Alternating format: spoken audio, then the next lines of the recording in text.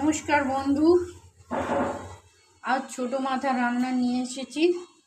চচ্চড়ি, বরবটি, শিম, গাজর, মূলো দিয়ে চচ্চড়ি একটু ভাপিয়ে নিয়েছি প্রেসারে।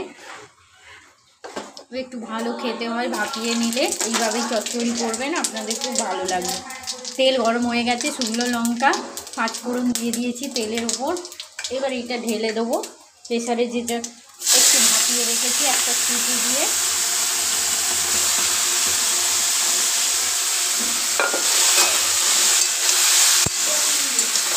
এরকমভাবে চচ্চড়ি খেলে অনেকটা টেস্ট হয়, অনেক ভালো খেতে লাগে।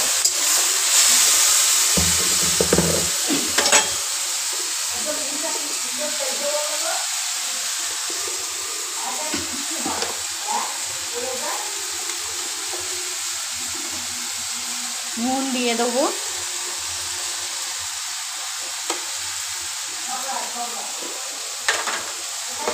গুঁড়ো হলুদ দিয়ে দেবো,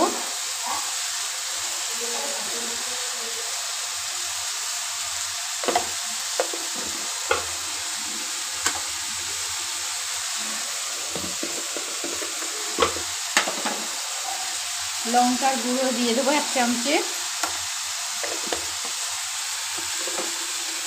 একটু জিরে দিয়ে দেবো, গুঁড়ো জিরে দিয়ে দেবো, একটু চিনি দিয়ে দেবো। এটা কষিয়ে কষিয়ে এটা রান্না করবো এইভাবে, আর জল দিতে লাগবে না। এইভাবেই করবেন, খেতে অনেকটা টেস্ট লাগে, অনেক ভালো লাগবে। লাইক সাবস্ক্রাইব করতে কিন্তু ভুলবেন না, শেয়ার করতে। চাপা দিয়ে দেবো,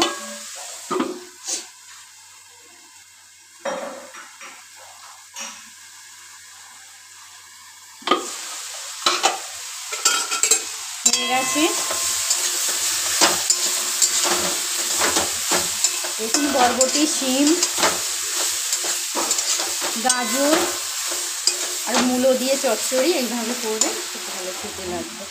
আজকের মতন বিদায় নিচ্ছি। নমস্কার বন্ধু, আজ ছোট মাথা রান্নার নতুন একটা রেসিপি নিয়ে এসেছি। সজনা ফুল, কড়াইশুঁটি, আলু, টমেটো বেছে ধুয়ে পরিষ্কার করে একটু ভাপিয়ে নিয়েছি। সজনা ফুলের পোস্ত করব। কড়াই তেল গরম হয়ে গেছে, গোটা শুকনো লঙ্কা, পাঁচফোড়ন, ফোড়নে দিয়ে দেবো। এইবার সজনা ফুলটা ভাপিয়ে জলটা ফেলে দিয়েছি, কষা জলটা। কষা লাগবে না পোস্তটা।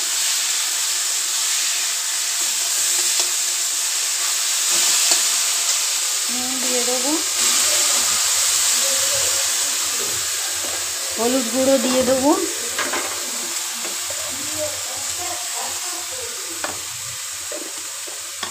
লঙ্কা গুঁড়ো দিয়ে দেবো,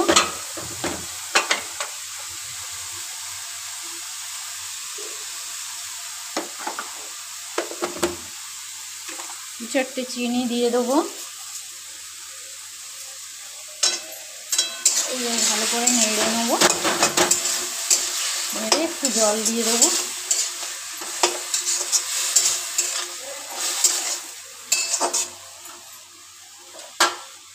একটু জল দিয়ে দিচ্ছি, কিছুক্ষণ বাদে ফিরে আসছি।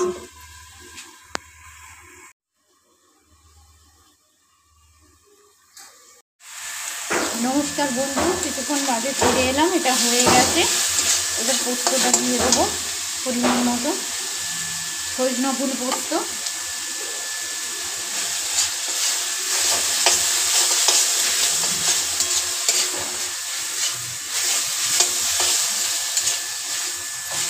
হয়ে গেছে।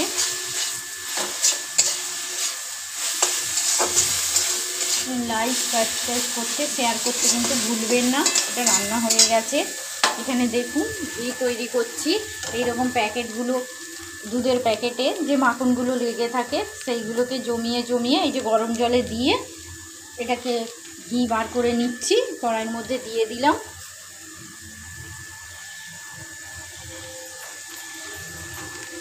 এই দুধের প্যাকেটগুলো নিলে এগুলোতে খুব ঘি থাকে, মাখন ঘি। এইরকম প্যাকেট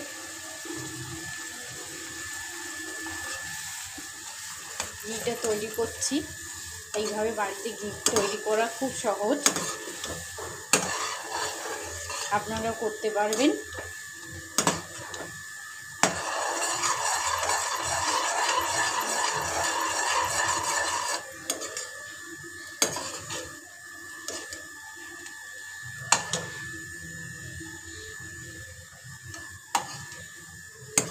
যদি ভালো লেগে থাকে লাইক, সাবস্ক্রাইব, শেয়ার করতে কিন্তু ভুলবেন না। আজকের মতন বিদায় নিচ্ছি।